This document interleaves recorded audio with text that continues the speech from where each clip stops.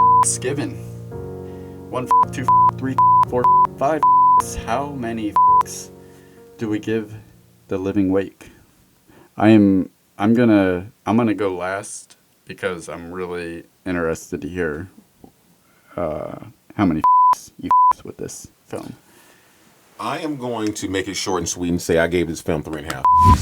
And the reason why I gave the film 3.5, of course, like it's that I'm not going to say that it was my cup of tea, but what I will say is I enjoyed the journey of walking down. It's almost like somebody asking you, "Hey, you ever tried sushi?" Like, I heard that nasty, and then you get into it like, no, it's just different. And you know, I want to see more. I want to know more. And like I say, and again, you know me, I always do an average. Script wise, when I say dialogue wise, A plus. I could not have asked for anything dialogue-wise different.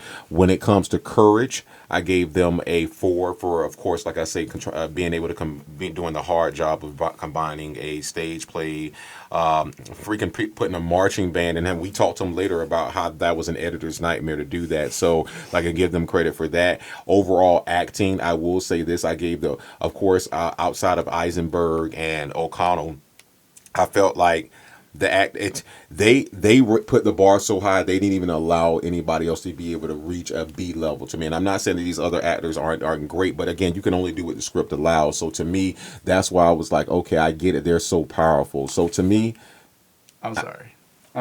Are you the funeral director, the liquor smith? Oh no, these are great librarian. Characters.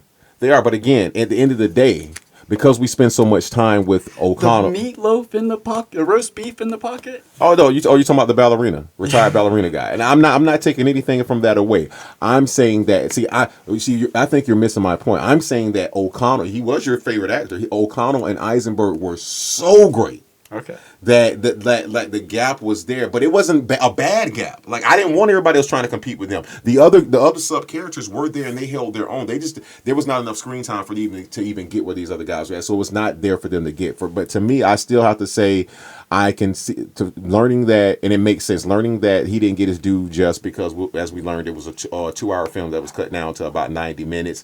I can't fully flesh this out for what it would have been. So from what I was given, what I saw and how I enjoyed it. And I thought, honestly, within the first 5 minutes, I thought it was going to be, I wasn't going to give it a I thought it was going to be a fist. Mm-hmm. But then 90 minutes later, I'm at 3.5. I think that's great. And that's where I landed at. And also, you notice what I gave Tenet as well, 3.5. So, yeah, that's pretty, that's so I'm consistent with that. Sure. Yeah, it takes a lot to get my, a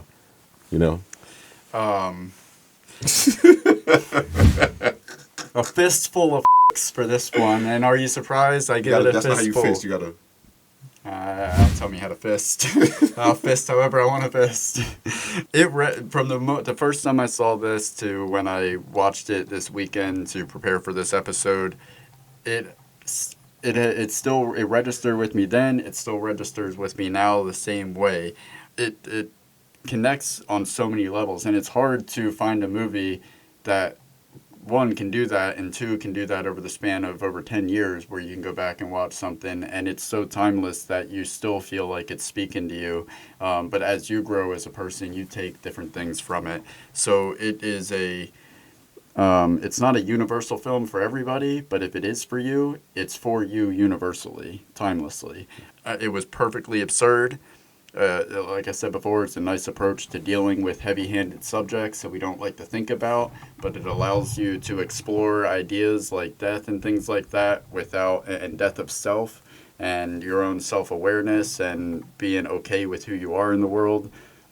All of these things don't sound funny at all, but this movie makes them not just hilarious to think about, but you also get it's just really, it's sneakily intelligent. The intelligence of it really is just, it comes out of nowhere. You don't expect it. So yeah, I highly recommend The Living Wake, and you could check it out on Amazon.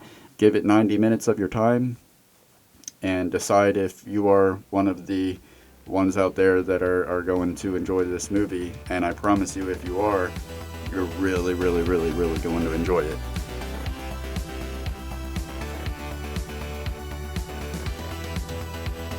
Find us in all these links. It's coming up right now.